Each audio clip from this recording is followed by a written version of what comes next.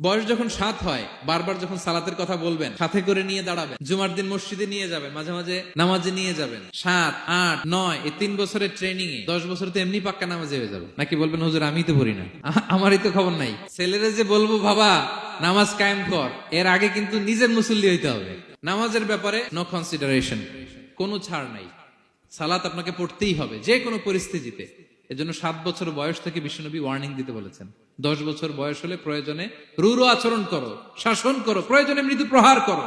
অনেক ফ্যামিলি আছে নিজেও নামাজি, ছেলে মেয়েদেরকেও নামাজের কথা বলে পড়ায়। জোহর পড়তে দেয়, আসর পড়তে দেয়, মাগরিব পড়তে দেয়, এশা পড়তে দেয়, ফজর পড়তে দেয় না। ফজর নিয়ে টেনশন নাই। কেন?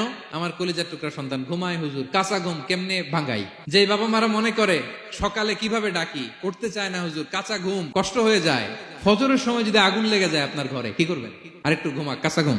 দুনিয়ার আগুন থেকে রক্ষা করার জন্য যেমনি ডাকেন, উঠায় নিয়ে আসেন, জাহান্নামের কঠিন আগুন থেকে বাঁচানোর জন্য ফজরের সময়ও ডাকার দরকার আছে না নাই?